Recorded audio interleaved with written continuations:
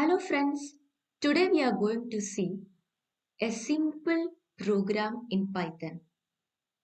This program is actually for addition. Here you can see that num1 equal to 10, num2 equals to 20. Num1 is a variable, num2 is another variable. So here we are using num1 variable, num2 variable. These two variables are used for storing the value 10 and 20 respectively. Now what is a variable? Variables are names of memory locations. Look, see this. We know that computer is having millions of memory location.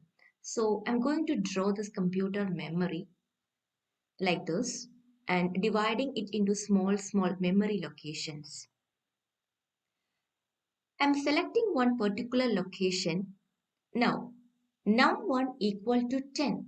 So this particular memory location is named with num1 and it is stored with the value 10.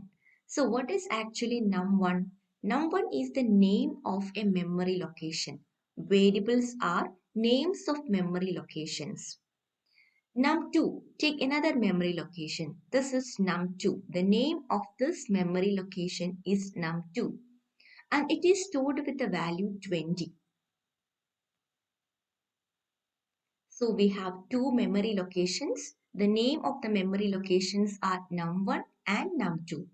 The first location is stored with the value 10 and the second is stored with the value 20. Now, sum is equals to num1 plus num2. Here sum is also another variable. The third variable is sum. So again we are creating another variable with the name sum. Now what is the value of sum? Num1 plus num2. Num1 is 10 and num2 is 20. So 10 plus 20 is calculated. That is 30. That answer is stored in the variable sum. So sum is stored with 30. Now all these values are in the system memory. Sum is also in the system memory.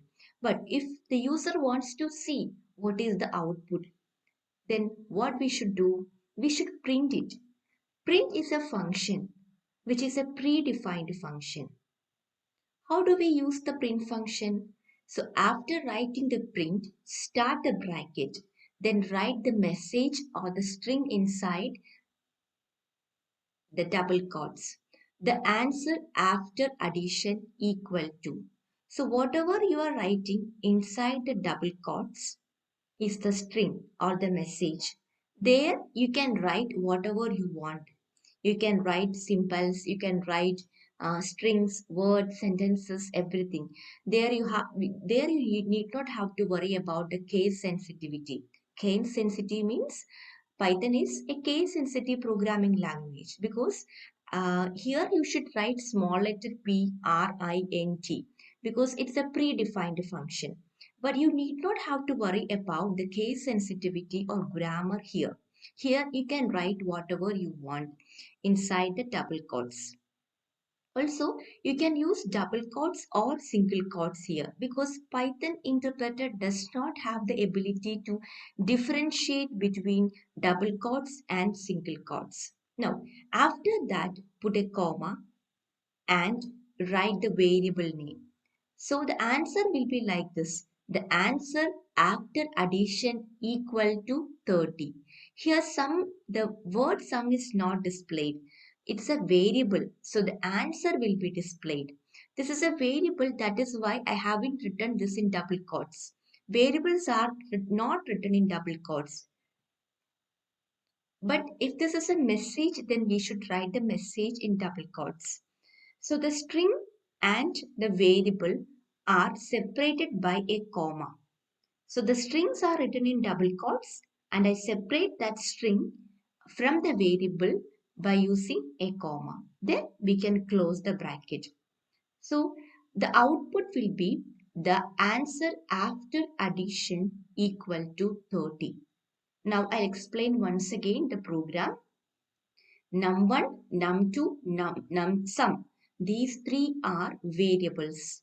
Variables means names of the memory location.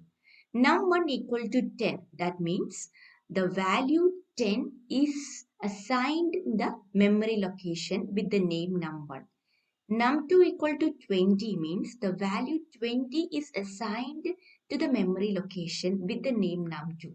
Now, num1 equal to 10 and num2 equal to 20. So this is actually 10 and this is 20. So 10 plus 20 is calculated. Answer is 30. So the answer 30 is stored in the variable sum. So we have the answer. The next step is to print the answer. Then only the user can see the answer. What is the sum? So in order to display the answer, we have a function which is a predefined function called a print function. So along with the string message, you can print the variable sum because the answer is stored in the variable sum, right? I think this video is clear for you. Thank you. Keep watching.